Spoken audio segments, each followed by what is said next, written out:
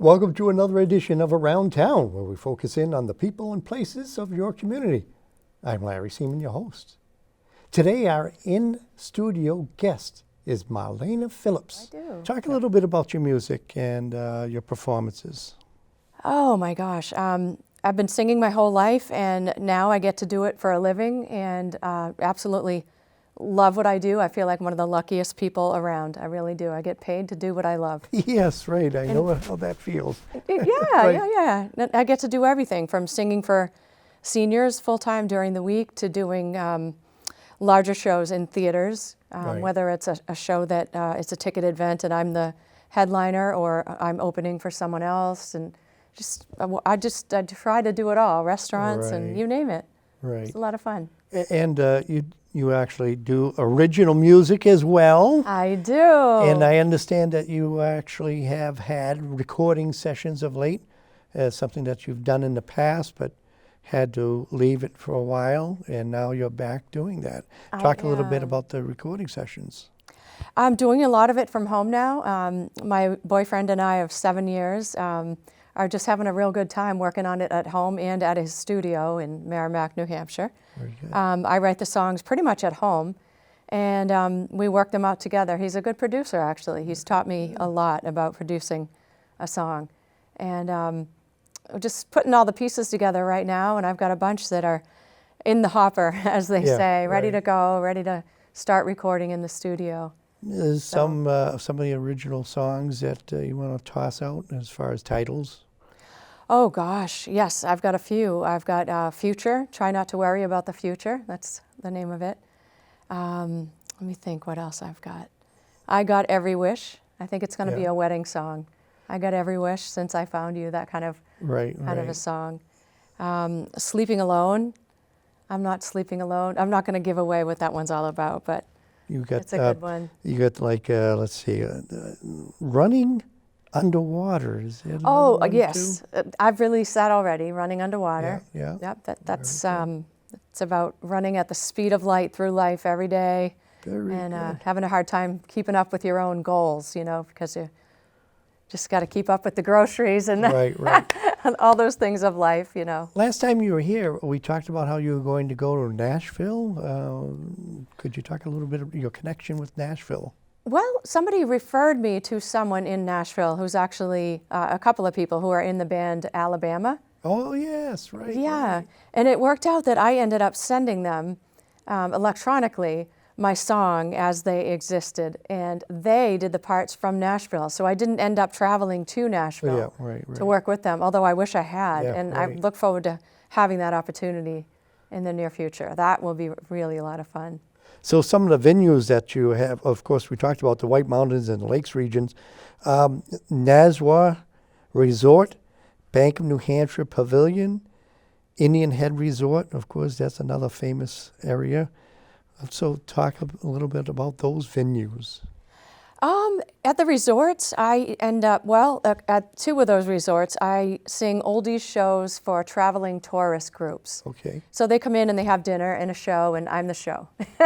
And there are other entertainers that do the same thing. But Right. Basically, I spend an hour with the group and talk and laugh and tell jokes, but mainly perform for them. It's a kind of a real personal thing, and I just have a blast. I'm joking around the whole time. And How long are those shows on average? those are 1 hour shows. Okay. All right. Yep. All right. And then you repeat it later on, or just one? Yep, they have tourist groups coming in all the time, and they kind of rotate which entertainers they're going to call so they don't get sick of hearing me. Right. I get you. Yeah, but like the Winnipesaukee Playhouse, that was a ticketed event where I was the headliner, and several tour groups came up for that. Right. It was really neat. But at the Nassau Resort, it's a little different. They have a fine dining restaurant there, and I've been there probably 7 or 8 years now straight. And I'm in the restaurant. Right. And I built up quite a following there. The owner has been so good to me. She's had me there constantly for 7 or so years. And I have to be very quiet during dinner because it's fine dining. And then after that, I get to open up and be a little more lively and bouncy. And I can even get people dancing. And it's turned out that people actually stay late and just listen to me. Yeah. It's kind of turned into a listening room for me in a lot of ways. So it's So you actually interact with the audience as well? very much so. Okay, Yes, good, that's kind of my thing. It's Yeah, yeah. yeah. And the scenery must be pretty great. Oh, it really is. yeah. It And is. you're talking about also like the Rex Theater, where there was actually an Elton John tribute, and you talked about Winnipesaukee Playhouse. Yep. Okay, so and Flying Monkey Movie House. Yes. That's pretty famous too. Yes, I've been so fortunate to be in these places. The Flying Monkey, I got to open for Phil Vassar, who's Yep. somebody I really admire. He's a country artist who plays piano and sings. And what a great songwriter. He really is. He's a big inspiration for me. Do you think that country music is probably your favorite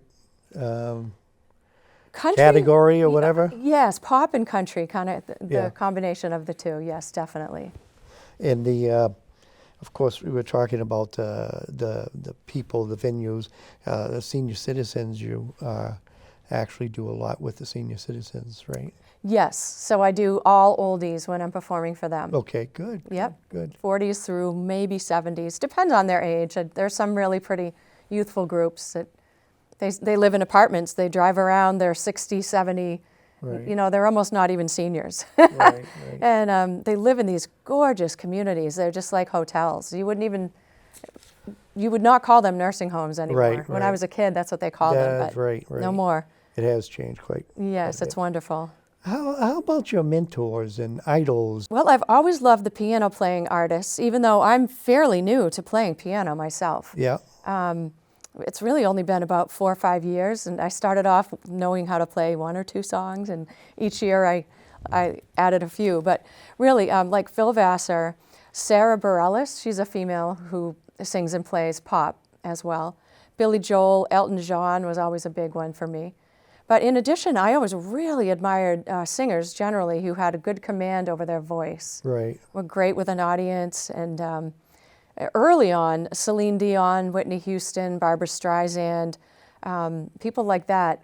As a kid, I really worked hard on my voice to emulate them. And it served me well as far as training Yeah. my voice before I even had any lessons. What is it about music that's so special to you? Oh my gosh.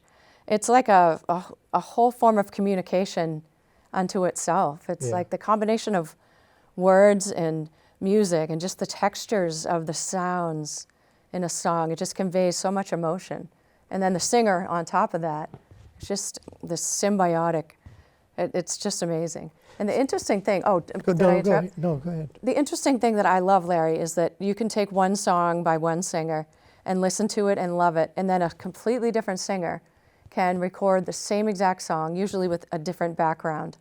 And it's equally as beautiful, but in a different way. Yeah. Or fun, or whatever the mood Right, of the song right, is. right. Music's just really, really neat. Create another dimension, more or less, on the songs. Yeah. That's great, great. Yeah. So you started out young. Yes, I did. Singing. Talk a little bit how you got involved into it as a career. Wow, my goodness. I guess it started in grade school. You know, I sang in every single school Yeah. organization that I possibly could. And then I got into an orchestra that traveled around, and it was family oriented. It was a private studio that taught guitar, drums, and accordion. Oh, yeah. And I took accordion lessons just. Surprising how many people I've talked to that started out with the accordion. Yeah, I know. Well, there was this one studio that was very, very active at the time, and I really loved how they performed in public.